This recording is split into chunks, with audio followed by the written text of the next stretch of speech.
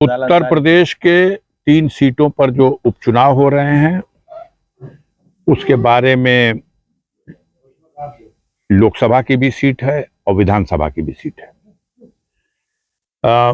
यदि लोकतंत्र की व्यवस्था स्थापित है तो तीनों सीटों पर भाजपा हारेगी, बुरी तरह हारेगी, कहीं कोई दो राय नहीं है। ये घमंड में चूर लोग हैं और क्षमा के साथ कुछ हमारे मीडिया के साथी हैं जो इनको जितना बढ़ा चढ़ा के प्रस्तुत कर दें। जनता के दिलों में ये लोग झूठ बोलने वाले हैं, ये लोग धोखा देने वाले हैं, ये लोग नाकारा लोग हैं। इन लोगों के हाथ में देश है तो देश की अर्थव्यवस्था चौपट हो गई, विकास चौपट हो गया, भ्रष्टाचार की पराकाष्ठा हो गई। दुनिया में देश का नाम जो नाक कट रही है, जिस तरह के अमेरिका की जो अभी हाल फिलहाल में टिप्पणियां आई हैं, दूसरे दुनिया के दूसरे मुल्कों में जो टिप्पणियां आ रही हैं, इन तीनों रिजल्टों से तो अगर लोकतंत्र की व्यवस्था और स्थापना बरकरार है तो निश्चित तीनों सीट पर भाजपा बुरी तरह हार रही है। माननीय अखिलेश यादव जी ने बयान दिया, ये तो अलग बात है। अभी चंद दिनों पहले सर्वोच्च न्यायालय ने यह कहा है कि जिन परिस्थितियों में 24 घंटे के अंदर आनन फानन में निर्वाचन आयुक्त नियुक्त किया जा रहा है, तो कितना बड़ा सवाल है। आज देश का हर पढ़ा लिखा आदमी चिंतित है, हर पढ़ा लिखा आदमी चिंतित है। आज हर पढ़ा लिखा आदमी चिंतित है कि जिस तरह से कार्यपालिका अस्तित्व खत्म कर देना चाहती है न्यायपालिका का, दोष भी खुद लगाती है और दोषी भी खुद ही ठहरा देती है और सजा भी खुद ही दे देती है।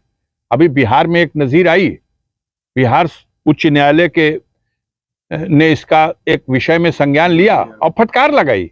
फिर न्यायपालिका की जरूरत क्या है जब आप ही आरोप लगाओगे कि ये गैंगस्टर है और आप ही ये तय कर दोगे कि इस गैंगस्टर की ये सारी संपत्तियां हम गिरा देंगे या अपने कब्जे में ले लेंगे। इसमें न्यायपालिका का तो रोल ही खत्म हो जाएगा।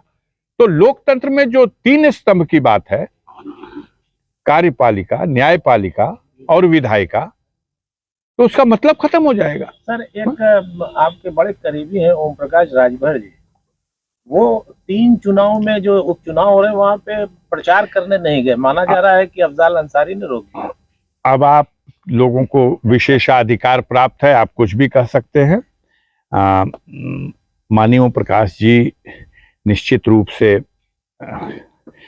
कुछ कदम हम लोग साथ चले हैं, हम सफर रहे हैं हमारे वो, और मैं इस मामले में उनकी कदर करता हूं कि समाज के कमजोर तबके के लोगों को उनका हक हिस्सा इंसाफ दिलाने के लिए वो संघर्षरत हैं।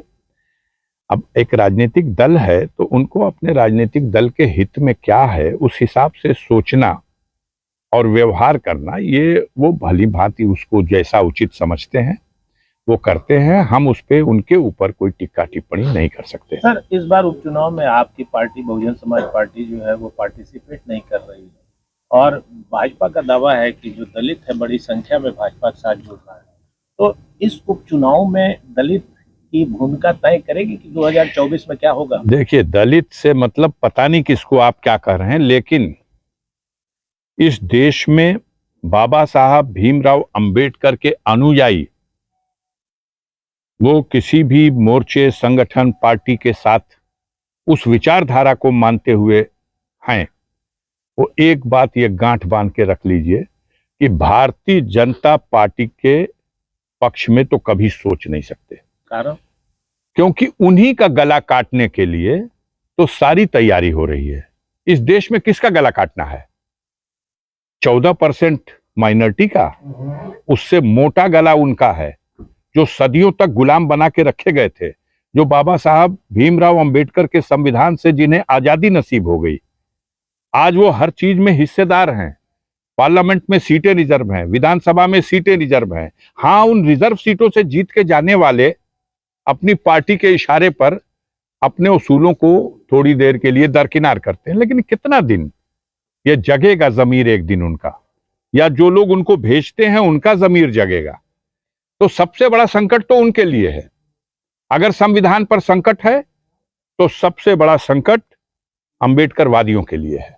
और मैं ये मानता हूं कि और कोई रास्ता बदले या न बदले, भटक जाए या न भटके, अंबेडकरवादी नहीं भटक सकता। मतलब आपको पूरी उम्मीद है कि बसपा अंबेडकरवादी कभी नहीं भटकेगा, क्योंकि उसको मालूम है कि उसका शोषक कौन है, कौन उसका शोषण किया है, सदियों तक किसने उसके गले में हांडी लटकाई है, उसके पोछिट्टे में झाड़ू बांधा है, उसकी परछाई से भी दूर रहने को कहा है, समाज में बराबरी के से जीने का अधिकार नहीं दिया है। आज सबसे बड़ी लड़ाई तो यही है, ये गैर बराबरी के खिलाफ। ये जो सामाजिक ऊपर नीचे का मामला है, इसके लिए तो सबसे बड़े शिकार वही हैं। इसलिए मैं नहीं समझता, कुछ देर के लिए अनाज 5 किलो, गरीब की गुर्बत भी एक बड़ी समस्या है। कुछ देर के लिए किसी की गुर्बत को कुछ चंद चांदी के सिक्कों में खरीद लिया जाए और बात है। आत्मा कभी नहीं स्वीकार करेगी जो अंबेडकरवादी है उसकी, कि वो बीजेपी को कोई लाभ पहुंचाए। अभी मध्य प्रदेश में व्यापक घोटाले की तरह यूपी में एसटीएफ पकड़ रही है आयुष घोटाला, उसमें भाजपा के बड़े बड़े नेता आप बहुत डूब करके नीचे कौड़ी निकाल लाते हैं।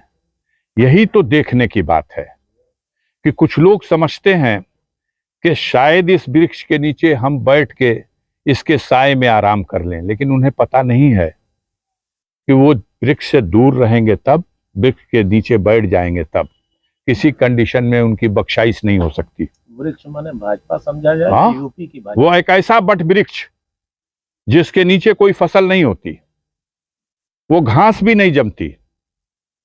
राष्ट्रीय स्तर पर उनसे जुटने वाले अकाली दल मिट्टी में मिल गए।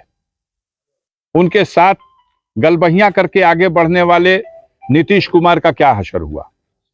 उनके कतार में कतार बाला साहब ठाकरे के जमाने से उत्तर प्रदेश के बाद दूसरा सबसे बड़ा सूबा महाराष्ट्र, वहां पर भाजपा को इतनी बड़ी ताकत बनाया जिस शिवसेना ने, आज उनके हशर क्या हुआ। तो इनके साथ तजे हटलू हो गई, अजय सटलू हो गई।